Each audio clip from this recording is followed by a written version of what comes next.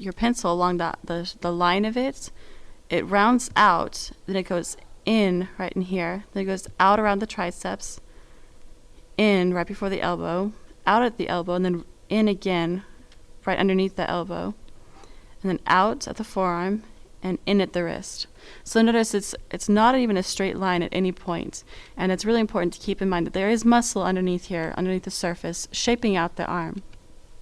Again, that line will vary depending on how developed the arm is.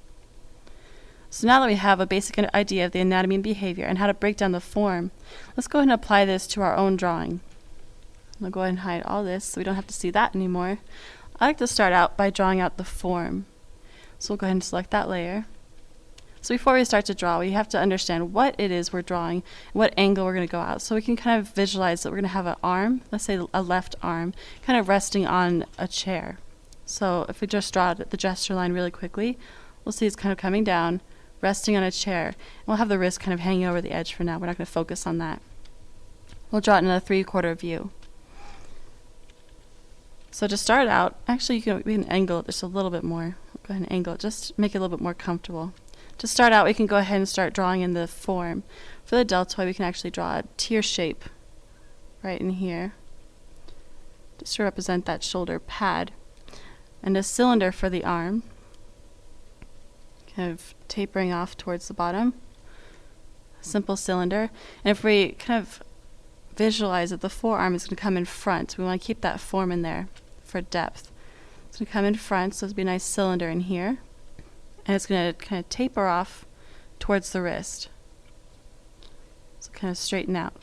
We can actually draw a box for the elbow, just to position out and help us understand what's going on with the arm. Alright, so here we have the wrist. We can actually just draw in a quick little rounded cylinder in here, or squared off cylinder. So we have a basic form breakdown, really simply, just with simple shapes. And we can go ahead and build on this. I'll go ahead and make this just a little bit thicker, a little bit more fleshy, so we can see it a little bit easier. We can go ahead and build on this. I'll go ahead and select a different color, and we'll start on our sketch layer. Go ahead and hide this. Now we can just go ahead and follow out that form. Keep in mind the deltoid does have a little bit of a fold. We don't want to have to draw the dimple in, but we have to keep in mind that there's a little bit of a head in here, and it's going to shape this out. Can I follow that? And also the top of the arm right in here. We can actually give it a little bit more flesh right where it's going to come before it meets up with the elbow. Give it a little bit more tissue because it is bending. The fleshy tissue and the muscle tissue will come out just a little bit more. And also for the underside, we can go ahead and draw that in. Bump for the bicep. If you notice, the thinnest part of the arm is actually right underneath the deltoid, so that's important to note. Or the upper arm region. And we'll go ahead and draw this fold for the forearm coming out. Remember, it's going to be a ball wrapped in a cylinder, or a cylinder poked into the ball, excuse me. We can just draw that out for our wrist. Kind of just quickly sketch out the palm where it's going to come in. Right in here. Alright, and just follow the same line. Remember that the ulna is an extension, is coming down and meeting up with the pinky side.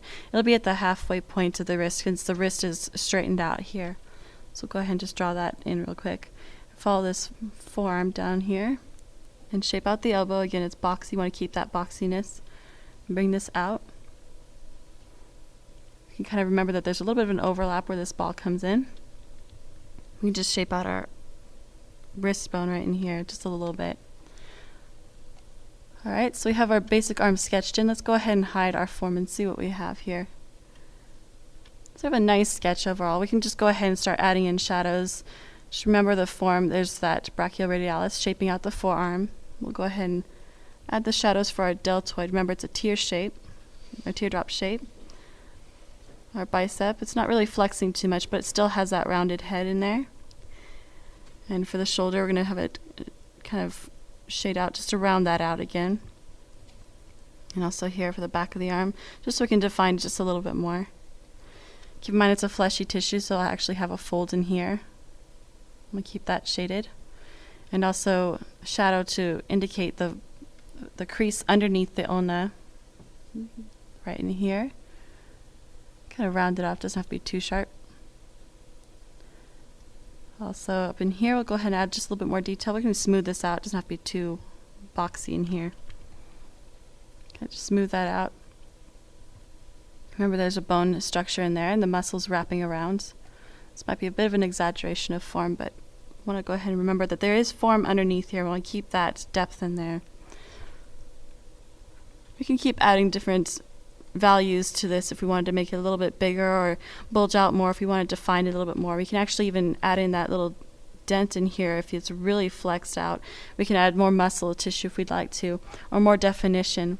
But as you can see, we've really quickly gotten to this stage just by using simple shapes, and we've established the form of our arm really simply. And with the use of shadow, again, we can turn our sketch into a more completed drawing. And we can more successfully draw out the arm in any position by remembering those specific features of the arm and the behaviors of the different muscle groups.